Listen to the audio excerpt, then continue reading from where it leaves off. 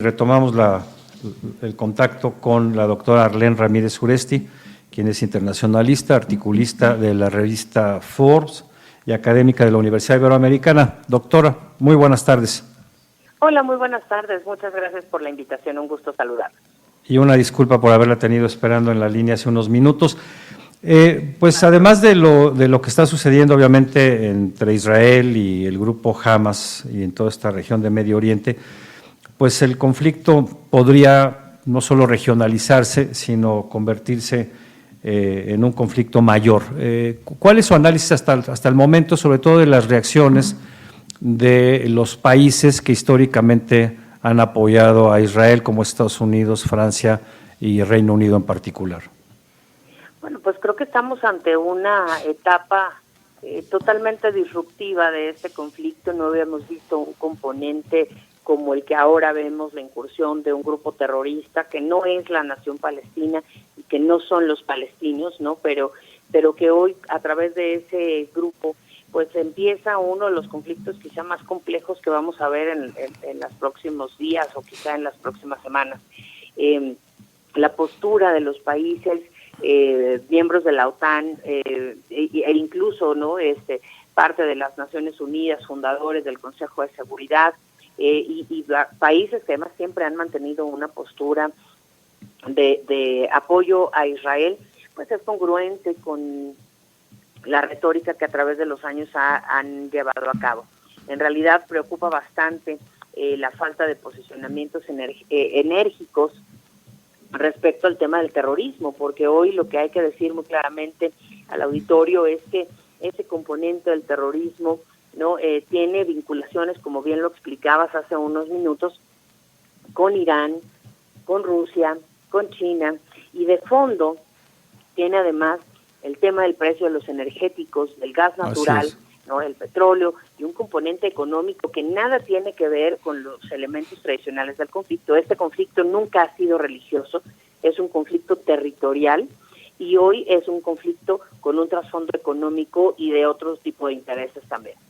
Claro, es importante lo que usted menciona, porque detrás de estos ataques no está la autoridad palestina, no están los palestinos o los ciudadanos palestinos, sino está un grupo que es el que controla políticamente y militarmente esta franja de Gaza. Y bueno, pues eso habría que dejarlo muy claro, ¿no? Porque, es decir, no es un conflicto entre naciones, ¿no? Y lo mismo que se ha criticado y condenado los actos terroristas en su momento de ISIS o de Boko Haram, o en su momento del ERI o del ETA o de Al-Qaeda, lo que usted quiera, pues en este caso tiene que haber una condena unánime, pero en el caso de México la condena del presidente ha sido tibia, y el posicionamiento que dio Claudia Sheinbaum ayer, pues también fue como muy neutral, como quedar bien con todo mundo y no quedando bien con nadie. ¿Cómo valora usted la posición y las declaraciones del presidente y del gobierno mexicano al respecto de este conflicto? Pues de alguna forma tristemente congruentes con la tibieza de la política exterior y la inexistencia de una operación real de política exterior, no en sintonía con los principios de la nación mexicana. En realidad no nos extraña mucho ver que el presidente de la República no hace un pronunciamiento tajante respecto al tema del terrorismo. No lo ha hecho con respecto a Ucrania, donde ha habido crímenes de guerra y barbarie y una invasión injusta a un país.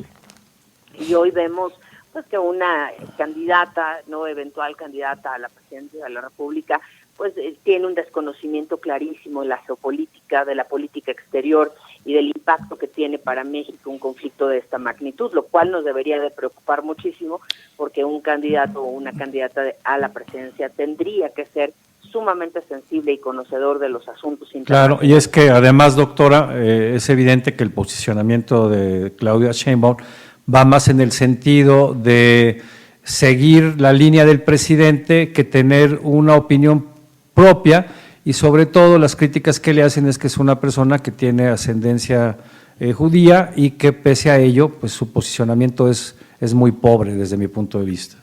Sí, definitivamente. La realidad es que esto nos puede afectar muchísimo, no solamente a México, al mundo en general, No hemos visto durante la pandemia un quiebre en la cadena de suministros justo por el canal del Suez, y de repente se nos olvida que el canal del Suez Egipto comparte frontera con Israel, y que el canal del Suez incluso ha estado inmerso en el conflicto Israel y Palestina durante décadas, ¿no? Y que esta disrupción que estamos viendo, pues no solamente va a afectar los precios del petróleo, los precios del gas natural, sino también los precios de las materias primas y la inflación. Entonces, es un conflicto que, por supuesto, no nos debe ser ajeno. Por supuesto que la parte humanitaria y la parte de la crisis humanitaria que se va a dejar ver y que ya estamos viendo por las atrocidades que nos muestran las redes sociales, pues nos lleva a una reflexión muy profunda. Pero más allá de eso, creo que hoy estamos ante algo que pudiera ser un conflicto que cambie radicalmente la geopolítica de esa región, pero también la dinámica del mundo en muchos sentidos.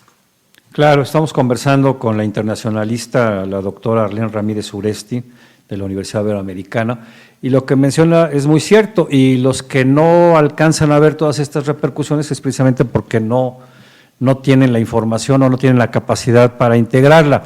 Esto, además de lo geopolítico, pues afecta obviamente, como mencionaba, el mercado de gas, de petróleo.